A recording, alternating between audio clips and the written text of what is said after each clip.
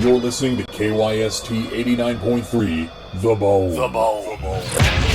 And now time for South Tucson Youth Football, simulcast on AM 1400, The Growler.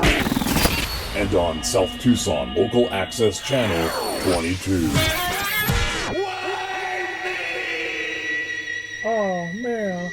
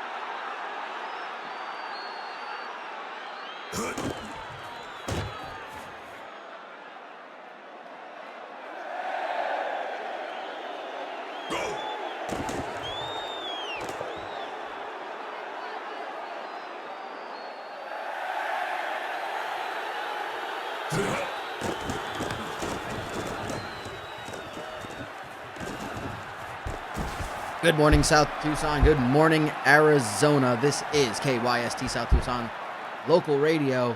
And we are watching our first of two quarterfinal games today in the South Tucson Youth Football Playoffs.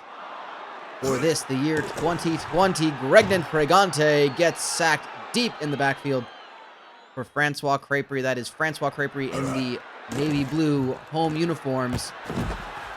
Sterling Pleasant gets all of those, but he committed pass interference, so it's going to come back. Or it's not. I think that might have been a... I just don't know at this point. That's Grady Lopez with a big catch, and he's off to the races. It's going to be an angle battle. Can he get the touchdown? Yes, he does get in the end zone. No, he does not, apparently, and that's a second call that I just got completely wrong today, so that's going smoothly. Anyway, I didn't even finish the introduction. You are watching Francois Creperie in the home blue uniforms, all blues. And they are the number 2 seed overall in all of South Tucson for this season. They are 10-1. The interesting thing about that is that 1 is the most recent loss. A very unexpected upset loss to Kebab Barkers in the Foreign Legion Championship game. So that means that Francois Creperie has done what no other team has ever been able to do in South Tucson history, in its 5-year history, and that is go undefeated in the regular season. But they are having some trouble dealing with Pythagorean theorem. That's a bit of an advanced formula. And they are down to the 10 seed Papa Joe's Child Escort Service in the all-white away uniforms. They are the number 10 seed. They are the champions out of the CSC, the Child Services Conference. They defeated Ted's Baby Clothes Emporium in Week 10 to put them into the championship game, which they did win over Shifty Lou's Arcade. They're the only team out of the CSC to have made it into this tournament, and they got a big upset win as they get a nice sack over Gregnan Pregante for a loss of 9. They had an upset win in the first round, defeating Holy Balls, the number 7 seed, and champions out of the EAC, the Ethical Athletic Conference. They were actually the only higher numbered seed. I don't know what the proper terminology is. If they are a higher seed, if they are a lower seed, at the 10. They are the only underdog, I guess, by seed number, to have won in the first round, and they are looking to put on quite the upset. Francois Creperie, again, going 10-0 in the regular season, losing to Kebab Barkers, a team they did not expect to see such a battle with in that championship game, but Kebab Barkers came in as the 11 seed and made an unexpected playoff trip.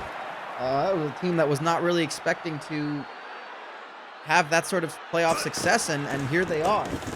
By playoff success, I literally mean that they made it into the playoffs.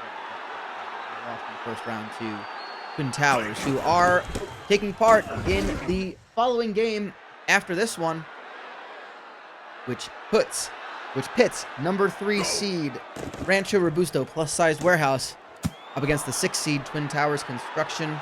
Spots in the semifinals on the line. The winners of today's two games, as Pythagorean Theorem cannot be stopped. Oh, he just bounces. I think that was a stiff arm that just sent a defender flying, and he's got 2 touchdowns already today, and he is single-handedly destroying the hopes of Francois Creperie in this first quarter. They're down by 2 touchdowns. But of course, as we know, Francois Creperie are an explosive team. They know how to put points on the board in fast and efficient ways. And I don't think, it's not even the second quarter. We are so early into this that I think there is a very there's a lot of story to tell.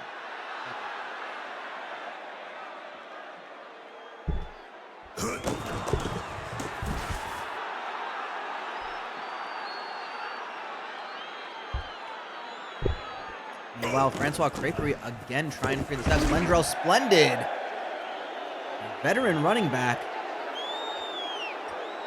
gets tackled short. It's 3rd and 2. Pregante will throw. He's got an open man. Royal Caribbean Cruise. Well, he's about as reliable a receiver as you can ask for Francois Creperie, and Pregante has found him multiple times this season. He will have him again next year. These are young kids.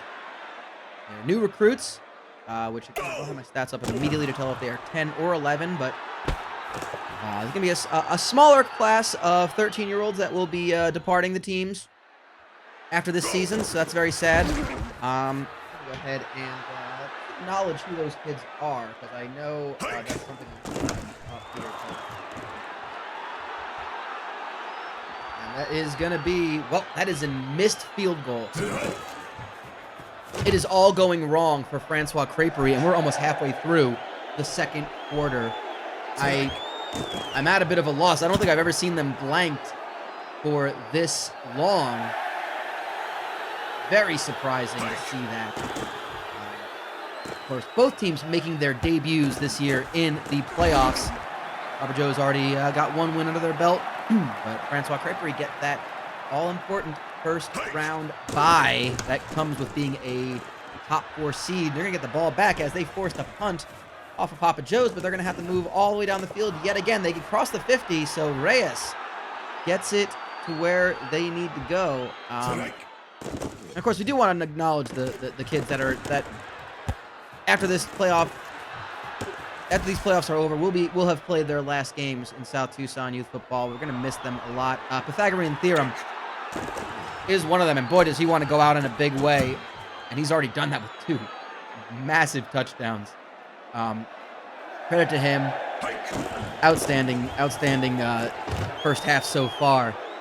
Meanwhile, for Francois Creperie, it will be Glendrell Splendid. So a pair of running backs that are 13 years old that we will sadly be seeing the final game of one of them today. And for the other, at best, 2 more games. That, of course, would include a championship game. Could just be 1 more after this. But it's very sad. And Francois Creperie do have to, they do have to settle for a field goal. The pass rush, just stifling defense from Papa Joe's. Very surprising and impressive. Go!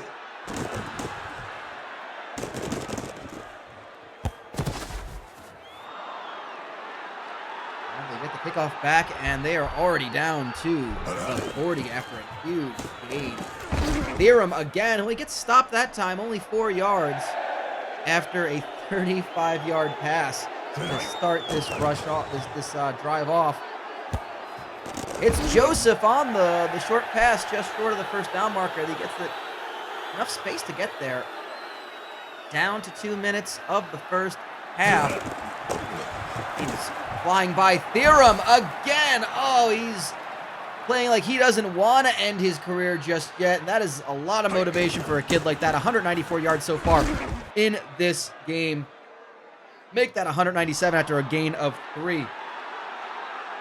2 touchdowns. Pitch it to him again. He's hit 200. He's hit 200 rushing yards in the first half. Passing it off, and he'll get another 1, 4th and goal. They'll have to settle for a field goal. You got to feel like that's good goal line stand. A good goal line stand by Francois Creperie, but they're still down 2 touchdowns. Minute 35 to go. There's still time. They can get a score if they manage the clock well, and they can put some plays together on a drive. But we haven't really seen that good of a that much confidence so far. I don't know if that loss has rattled them. Oh, that was almost picked off right on the midfield logo. Brigante, he's already thrown.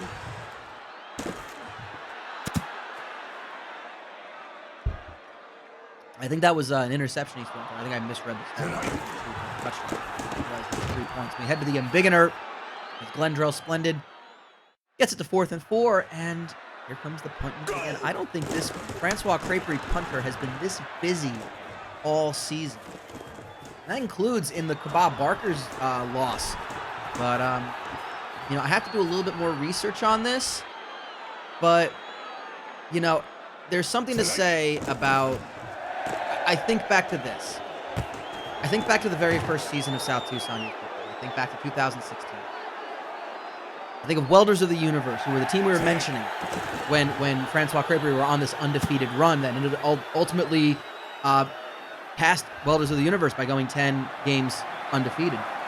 And I said that Welders of the Universe lost Week 10, and they went 9-1 for this regular season. And there was no championship game for them, as there's a touchdown again for Papa Joe's. They are up by a possible 21 with this extra point. This is astonishing. I don't know what to say, but to continue my story, as there's 29 seconds to go in the half, and I'm just aghast at what I'm seeing. And so are these fans. These not very socially. Well, they're distant in the sense that their gazes are distant. They don't know. They feel like they just got hit by a truck, and the truck got out of the truck and punched them, and they got truck punched. That's what I'm going with. But I think back to 2016 and Welders of the Universe. They went 9-1. They lost in Week 10 when they could have gone undefeated for the season. There was no championship game. Their next game was in the playoffs as the 1 seed, because no one else had gone 9 wins, and they lost to the 8 seed. Once they lost that first game, they went 0-2. They lost that next one. We're going to pause for station identification. This is South Tucson Youth Football. We're going to take a quick break, and the second half will be back in just a moment. You're listening to KYST 89.3, The Bowl. The Bowl. The Bowl. And now time for South Tucson Youth Football, simulcast on AM 1400, The Ground, and on South Tucson Local Access Channel 22. Oh, man. Back to the second half. We saw the kickoff return. Francois Creperie, they get the ball back.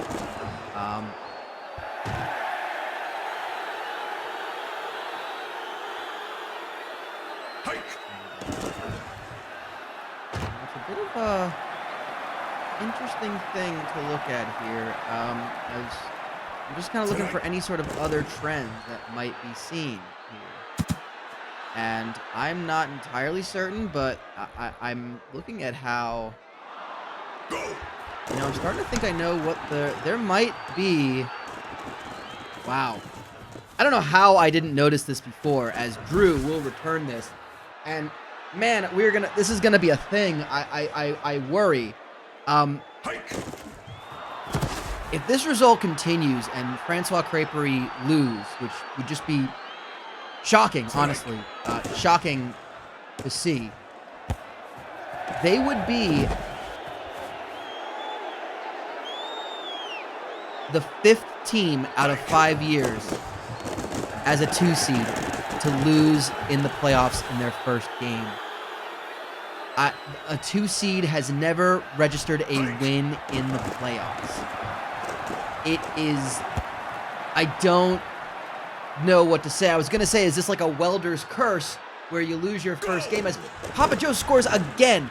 4 touchdowns, 14 unanswered points after that field goal. This is, I don't know what to say about this, but Francois Creperie is going out on their back.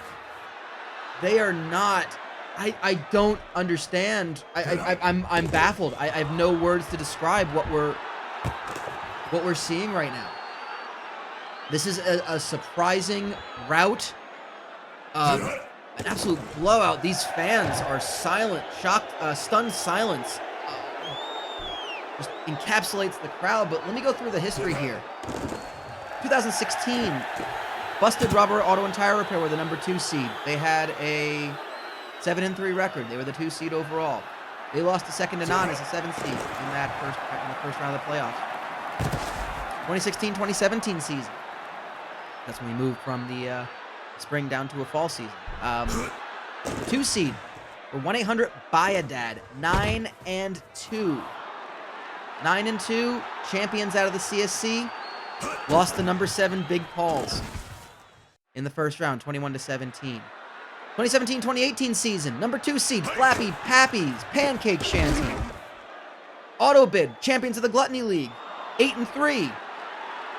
Lost to You Need a Clown, the 7 seed, 45-27 in the first round in the quarterfinals. 2018-2019, last year's season, number 2 seed, the Wandering Lush Irish Pub, 9-2 overall, champions of the Foreign Legion. Went to overtime, lost to Extreme Dentistry. Oh, sorry, lost to Diddler's Family Restaurant, 33-30. That's probably the closest that any team's been.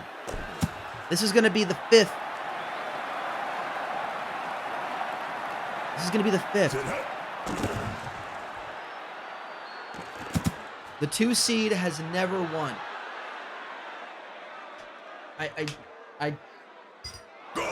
I don't know. Maybe there's some reasoning and some statistics behind that can point that out, but I'm kind of at a loss right now. It's a statistic I was not even aware of until I looked at it. Because to be truthful, I was looking at the Welders thing, and I saw that they lost their first game, and then they lost the second game right after that. And I was wondering if that was a common thread, and that kind of unraveled pretty quickly. And that's a big interception by Doo-Doo Pamper, the 12-year-old linebacker. And he will return for one more year, but this is going to leave a bad taste in Doo-Doo's mouth. As Royal Caribbean Cruise gets a nice catch for a first down, and still some life in Francois Creperie. They are making a nice drive here. Pregante has to throw it away. He almost got sacked again. But Papa Joe's, I don't want to take it away from them. I think they just figured out how to beat this team.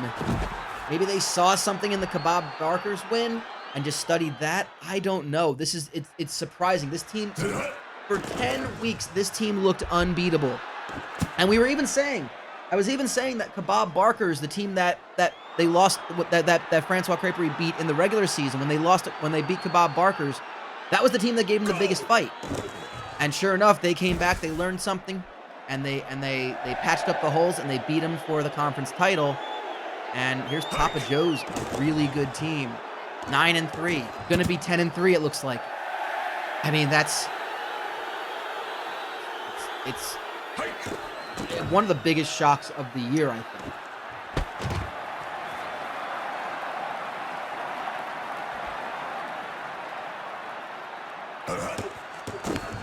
We'll have to pick another field goal, and I gotta tell you, that's just not gonna do anything. 31-6.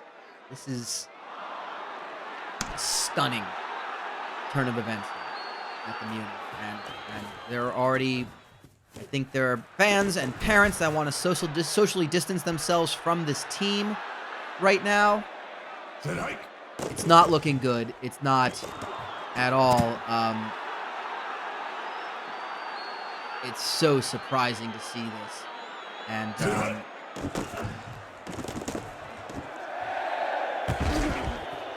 again, Benjamin with the huge catch, a 37-yard catch.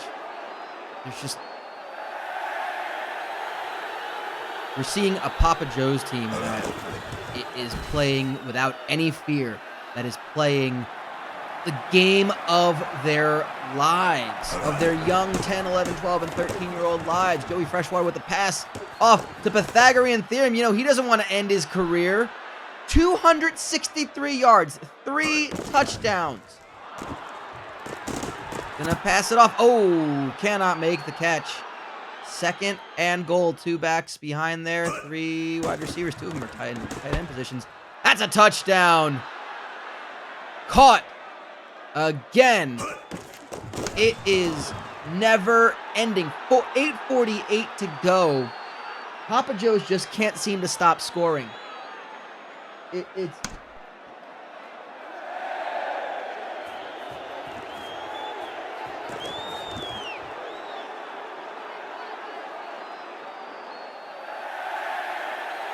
I mean, I'm running out of hyperbole at this point. I'm not even certain I know what to say anymore about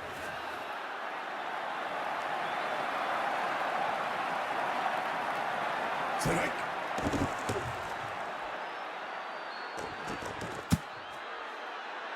Seeing Francois Creperie, Gregnon Pregante. Look at that stat line. 14 for 34. That touchdown is incorrect. He has thrown a kick down. Yeah, oh, he hits Kareem Amos. That's at least going to give him something, but get a couple extra on that for the penalty, but 8 minutes to go, a 32-point deficit. Never predict this. You could never predict this. I mean, look at that. A 16-point underdog. 16 points. Francois Creperie were the favorites going into this one. Our experts saw this and were just completely thrown for a loop. Never saw this one coming. Not our experts didn't see this coming. No one saw this coming. I'm just standing here and I'm sitting here just in shock. 2nd and 10. 6:13 to go. I don't think anyone cares about the clock at this point. I think Francois Creperie just kind of want to just get this game over. They're going to air it out. Grady Lopez hits it. Caught down at the 6. Big catch. Pregante is hit again for a loss. Back to the 15. Loss of 9 by Herschel Highwayman. 2nd sack of the game. And Glendrell Splendid's going to get a catch, and he's going to get a touchdown. That's the first touchdown of the game for Francois Creperie with 5 minutes to go in the game. I don't understand even the fact that I said that. 38-13, a 25-point game. They're kicking the onside kick. I can't imagine. Well, no, they're just kicking it away. I think they that's kind of a white flag to me, I think. Very unfortunate. The tricolor of France will not wave proudly today. And of course, the owner of Francois Creperie, Gordy Bettman. I don't understand why people call him Francois. I think he's Canadian. I don't even know why. You know what? Whatever. He's not going to be happy. I mean, he's been just so happy all season. I've loved going there for his crepes. Really just lovely. Great hockey memorabilia all over the place. Proud Canadian. Edmonton Oilers fan of all things. You know, so kind of just almost made just a direct trip down to South Tucson for his wife. His wife had to switch jobs, got transferred, and yes, they're here, and he has a great shop. Do visit Francois Creperie. Say hi to Gordy. He's lovely. His name is not Francois.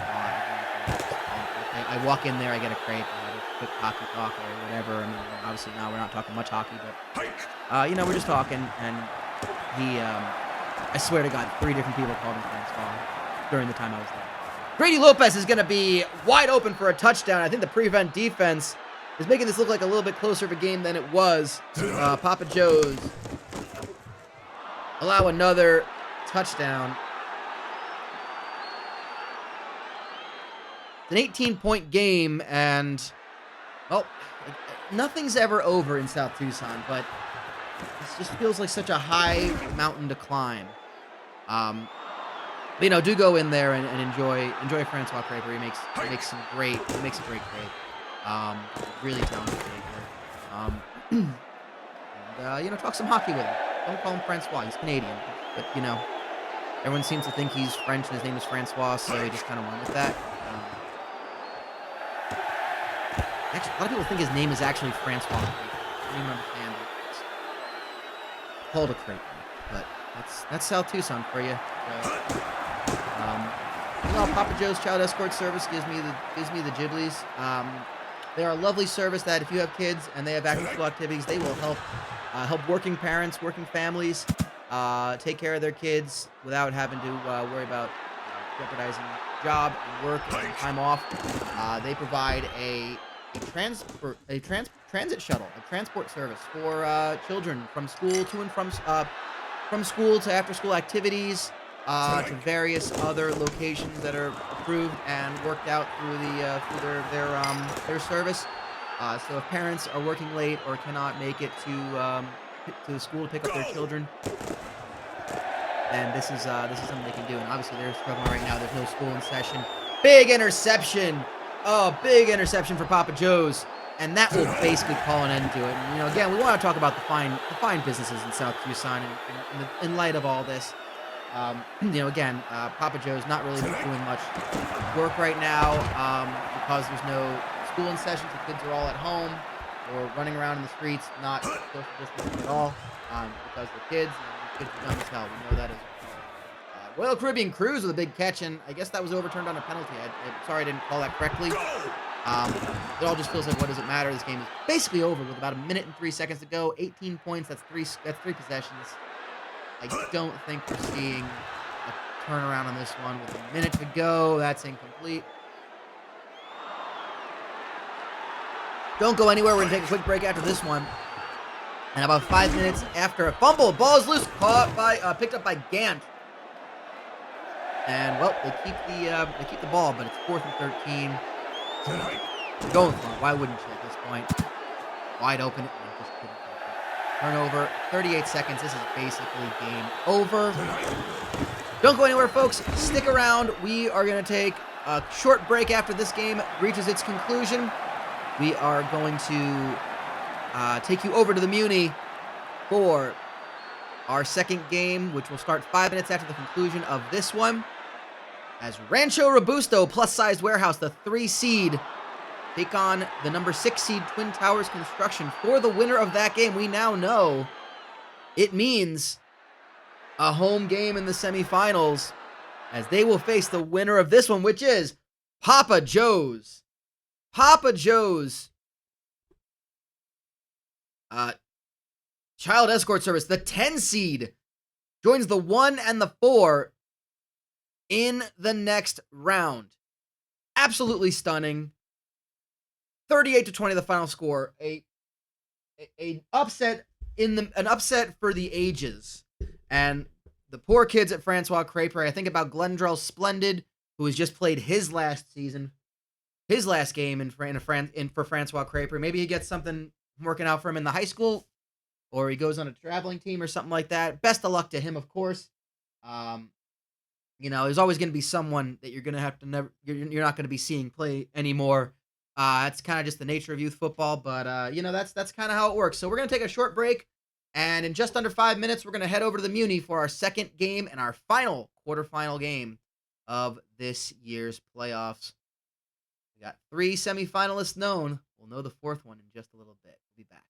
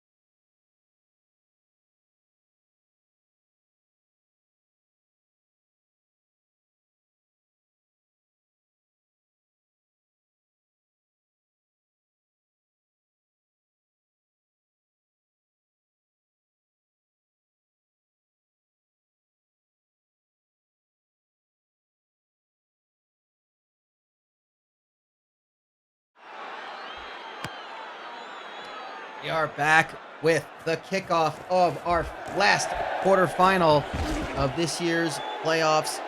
Rancho Robusto, plus-sized Wearhouse. Currently in the, they are wearing their home uniforms. That is Louisville Sinkhorn, 13-year-old quarterback, and it's just been legendary for this team. This is his last season, and he wants to go out big. They've already suffered the issue of being a 1 seed and getting eliminated, not winning the title. This is a great chance for them. And, oh, aired out. We saw Sol Watt getting them over the halfway mark. Again, we, I forgot to mention this earlier. We are, in fact, playing on the Muni of Twin Towers, as that is an interception. Dundricus Rodriguez. I understand Rancho Robusto's Muni had to be converted for medical reasons. And so Twin Towers was asked to use their stadium. So, oh, and it's picked off again. O.D. Tollett with the big interception. Puts them nicely at the 15. And first play is incomplete. Louisville Sinkhorn has not thrown a completed pass yet. He's only thrown 4 times, and one was a pick. It's going to be 0 for 5 now. Mac Lawson, the targeted receiver on that one. 2 minutes into this game, and it's already just all popping off. Sol Watt going to get himself a first down, first and goal. He is a nice young running back. This team is going to look to want to use a lot. Screamo Bandcamp with a touchdown to open things up for Rancho Robusto. Kick is up and good. And Rancho Robusto playing on away soil despite being the home team. The 3 seed, 9-2. An 8-2 regular season, capped off with a win. Another conference championship. And McMilksix Walter Payton for Twin Towers is the danger man to talk about on this team. McMilksix Walter Payton. Again, that's 25 yards of rushing on 3 carries. And he is a scary good 10-year-old. He is going to just be better and better. Sworn affidavit. Another 10-year-old. The quarterback gets sacked for a big loss. It's 4th and 15. Punt unit comes out. And it will be Rancho Robusto ball yet again. They let it go out of bounds. Gonna start him at the 11. Couldn't field that punt, I guess. Rancho Robusto, plus-sized Wearhouse, celebrating their 2nd conference championship, and also their 2nd playoff appearance. I'm kind of surprised that they haven't made the playoffs more frequently. The championships and the conference titles in the BSB are kind of all spread around. Rancho Robusto, the only team with 2 conference titles in the whole conference, the Big Small Business Conference. The Marmalade Shack got 1, and that was the year they won the title. Cramblers, House of Gags and Actual Items got it 1 year. Casa de Gordoso won it 1 year. I believe that was the very first year of South Tucson Youth Football. I believe they beat Rancho Robusto in that final, in that championship game. And, of course, Texas Roadhouse, a new addition to the conference. We do some realignment. Texas Roadhouse now a Big Small Business Conference team. They do have 1 conference title to their name, but that is, of course, when they were a blue-collar conference team. So they have a BCC title to their name. They are now part of the BSB. They made the move. Who did we lost? Who did we lose? Yoga for Fatties, I believe. Changed ownership and moved conferences. So that's a new sponsor. Yoga for Fatties. I forget which team they became. I have it right here. The Booze Hole. They became the Booze Hole. That's right. So yeah, the Booze Hole. Now in the EAC.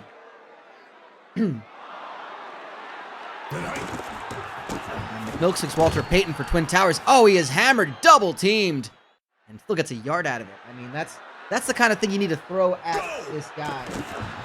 this kid who is just so powerful.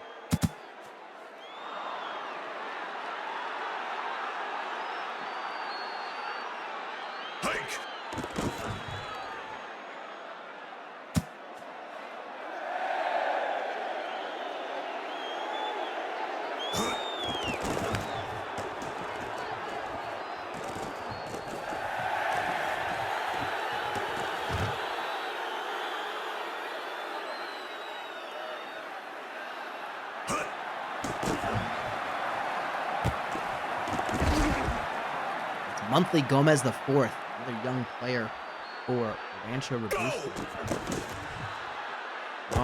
Strong core of young players. You know, Rancho Robusto, they recruited 3 11-year-olds, one being their running back, Sol Watt, as well as Screamo Bandcamp, wide receiver. Monthly Gomez the fourth is a 10-year-old tight end. So that's a really good receiving core. You got to imagine that priority number 1 is to replace Louisville Sinkhorn and recruit a young quarterback, a talented young quarterback, just to replace Sinkhorn. And I feel like with the performance that Rancho Robusto has put together, I'm looking at some of the other top-level teams. I don't think anyone else at the very top is losing any big interceptions. So Sinkhorn, he's giving it up again. They're still up 7-0, but you got to feel like these are opportunities that this could have been a wide open game for Rancho. But they're making mistakes. They are throwing interceptions. Twin Towers, to their credit, are giving them a lot of trouble on defense, but the Rancho Robusto defense is still putting a stop to any sort of forward momentum. Again, when you think about recruiting, you think about what other teams need, and when you think about other teams that you're going to be competing with for Rancho Robusto, it's not so much your conference opponents. It's not like the Mulchut, who have a great quarterback in Art Attack that's only 10 years old and is going to stick around. You got to look at the other. You got to look at the other really good teams, like other people that are losing a quarterback. Burns and Crackle are losing Teddy Graham. Teddy Graham is 13 years old. He's going to be moving on. I think the resume of Rancho Robusto and their recent history, and especially this season, are going to be a little bit more of an encouragement here, as that is a big catch for 36 yards. And Sol Watt's going to move even further up. Oh, he's got nothing but daylight. Big final tackle gets him down to the 6. 90 yards of rushing already for Sol Watt early in the second quarter. You know, I don't think there are any... Ted's Baby Clothes Emporium are losing Jonas Brothers. I don't know if that's necessarily someone you're going to have to... Bunky Fluff is 13 years old and leaving. Blind Bob's. I'm not really seeing any other teams that have quarterbacks that they're losing. Little Vanuatu and Nothing But Borscht are losing their quarterbacks as well, and I mentioned that because there is that competition. There's a lot of it's a very competitive conference. There might be other teams that are in the Foreign Legion that want to compete with, like, the Mama Laganos and the Danish Lou's and the Francois Creperies. So they might look to get a really strong recruit who can, play against some really top-level opponents. So, again, I don't know necessarily if that's going to happen, but we'll have to see. I think if I'm Rancho Robusto, I'm feeling pretty confident that I can land a top recruit, and replacing Louisville Sinkhorn is absolutely going to be priority number 1. I don't even know if they even need to beef up the defense. They could probably get another wide receiver. Beef up the line, probably the line. They can get a kicker as well if they really want to. There's some options. There's some options for that team. And we're seeing 10-0 right now. Not much to really report with 4 minutes to go.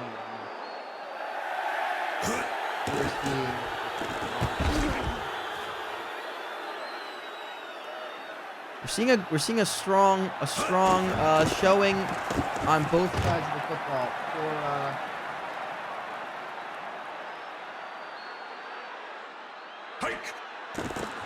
for both teams.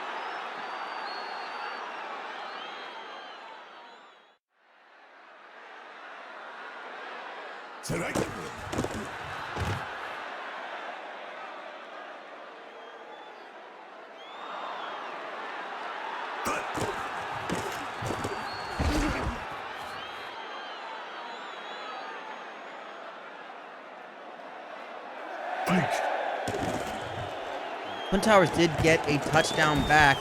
That is Concepcion. Rancho Robusto. Strong wide receiver. They've got a good core. Even the players that aren't recruited. As you know, the teams are only allowed to recruit so many. And it is a bit of a ramp up. So now that recruitment is kind of coming in, all teams recruited 5 new players between the ages of 10 and 11. They were allowed to recruit either 3 10-year-olds and 2 11-year-olds, or vice versa, 2 and 3. Sol Watt with a big touchdown to answer back with a minute to go in this half. And Rancho Robusto will extend that back to a 10-point lead, 17-7, with a minute to go in this half. And I'm sure there will be a number they can recruit even more next year. I'm not sure if it's going to be 2 or 3. I think that will be up to the teams to decide. I think what's going to happen is they will have at any given time 10. They can have up to 10 recruits on the team is the eventual goal. Obviously, they had 2 going into this plus the extra 5. That's 7. Losing 1 is going to bring them down to 6. So again, they're going to have 8 or 9, and that is a big, wide open catch, 54 yards to Golden Brown for the touchdown with 19 seconds ticking off the clock to let that happen. It is now a 3-point game yet again. Twin Towers are not going anywhere. We could be in for another upset. And it's very early to say as Screamo Bandcamp takes the kickoff all the way up to the 33-yard line. And Louisville Sinkhorn will keep it going. And you got to think of again, we talk about missed opportunities. That's an incomplete pass. That was good, well defended. But very interesting. And Screamo Bandcamp out with an injury. That would not look good. Let's see if we can get some information. You can hear just some loud crying. That can only be that of a child playing sports. Sol Watt stopped short of the first down marker, so they will punt 4th and 2. And I think, they didn't take it to the half. They're going to give Twin Towers the ball with a couple of seconds left on the clock. That's potentially dangerous. They return it, and there's 5 seconds left. So, from the 34, might as well take a shot downfield. Why not? Handing it to Mick Milksix, Walter Payton. He's going to get about a handful of them. 8 yards in total. That's the end of the first half. We're going to pause for station identification. We'll be back in just a few seconds with the second half of this game. You're listening to KYST 89.3, The Bowl. And now time for South Tucson Youth Football, simulcast on AM 1400, The Growler, and on South Tucson Local Access Channel 22.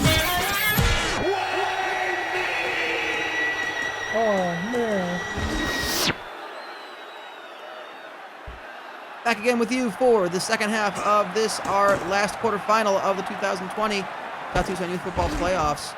Twin Towers Construction the number 6 seed, 10-2, down by 3, but they're starting things off with the football, and Milkstick's Walter Payton has broken free. Oh, ain't nobody catching him.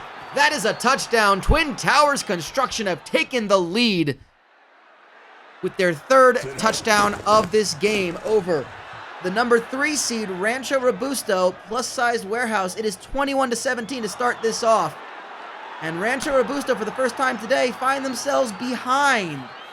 They came into this game 4-point favorites. They're down by 4 at the moment. Humphrey will return it all the way up to the 35-yard line. And here comes Louisville Sinkhorn. Struggled to get things going early in this game. Let's see if the second half has a different story to tell. He hands it off to Sol Watt, his running back, for 5 yards. He's got some time to throw it. Almost picked off. That was incredibly close. Watt breaks the tackle, gets the cut, and gets the first down, and many more. Oh, he's going to go for 26 on that one.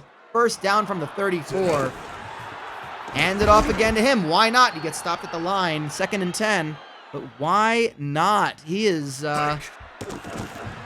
young legs, no fear. About to be 10 years old and wants to make his way to a championship with his team with some veteran players that are taking him along the way.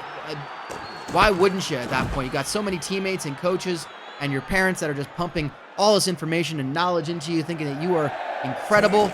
And he's only 10. He's going to have 3 more years to be even better. He's brought down for a loss that time by John Easley. 2nd and 14. Sinkhorn snaps it from the 22. That's the tackle gets a first down to Mac Lawson, his 2nd catch of the day. And with just under 6 minutes to go, it's 1st and goal from the 7. Handed off to Watt. He gets stopped at the 2 with 2nd and goal. Louisville Sinkhorn. Incomplete to the end zone.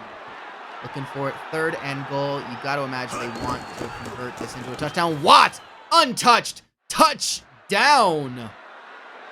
And they're back on top. Rancho Robusto, here's the extra point. It's good for a 3-point lead, 24-21.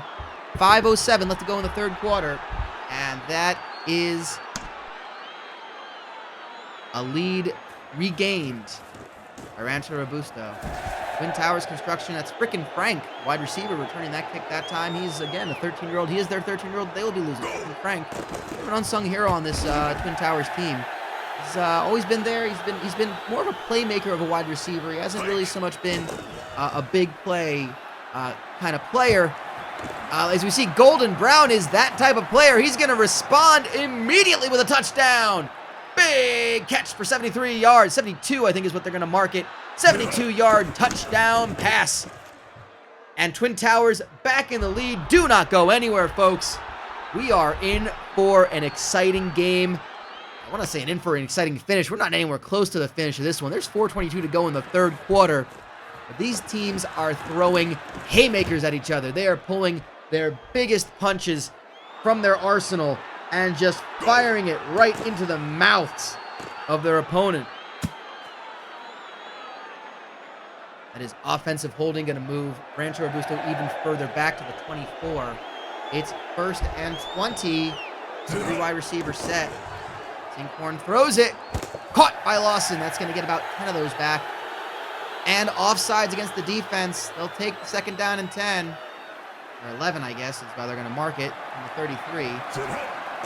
Makes up for the penalty at that point. Another catch. Oh, into double coverage. Incomplete. The best stat line for Louisville Sinkhorn play. 4 minutes to go in the 3rd quarter. He's 11 for 30. That is not like him, but again, we've seen what the playoffs can do. It makes it just can fill a team with sudden spirit and make them play like world beaters, and it can shrivel a team down to a mere husk. And we saw that in our earlier game where Francois Creperie, the 2 seed, went out in their first ever playoff game to number 10 seed Papa Joe's Child Escort Service. 10 seed in the playoffs. I know that's not the first time that's happened. I'm fairly certain we have had 10 seeds in the semifinals before. I'm going to confirm that as frickin' Frank with a big catch. He's only his second of the day, and he's got a total of 40 yards.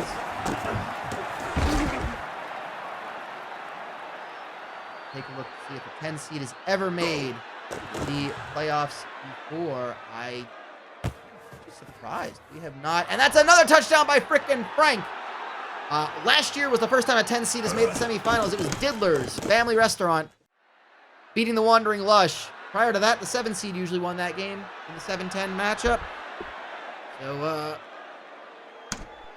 3 seed has won a championship before in the I believe the Creamy Surprise were a 3 seed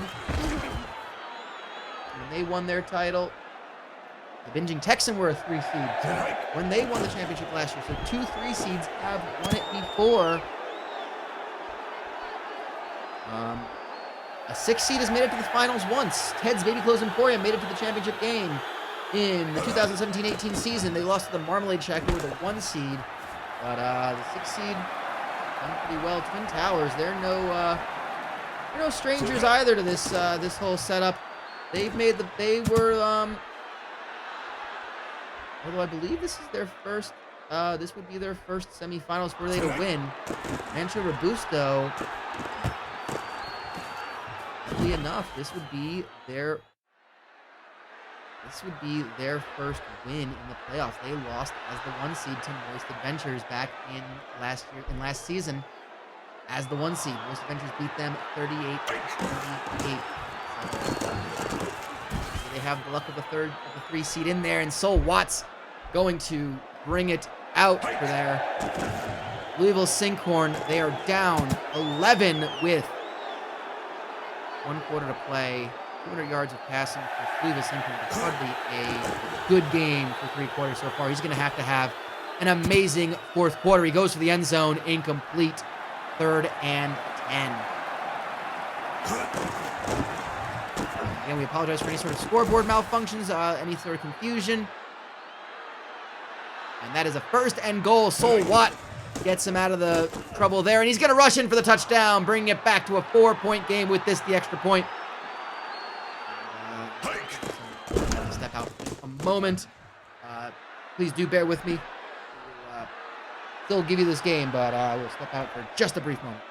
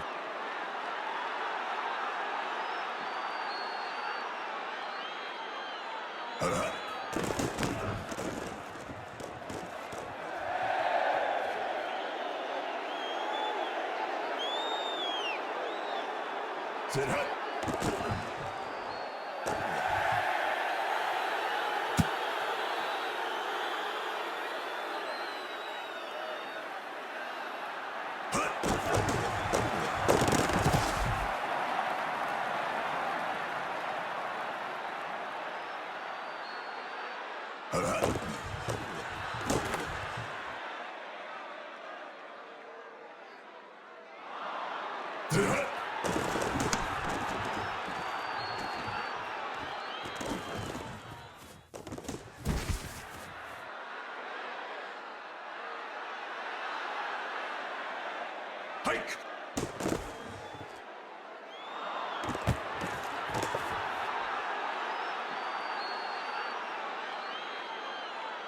Set hike!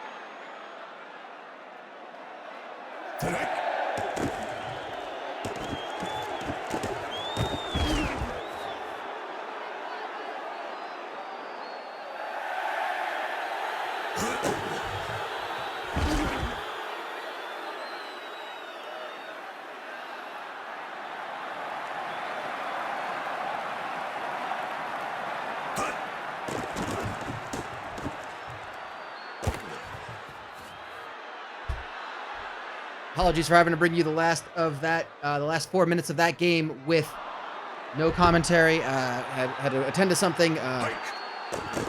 Producers of the station was needing to speak with me, but we are down to the final 2 minutes, and would you look at this, Rancho Robusto on the drive. We saw them put this one together. Down to the 23, down by 4. Big catch by Mac Lawson, and they call their first timeout. 3rd and 2.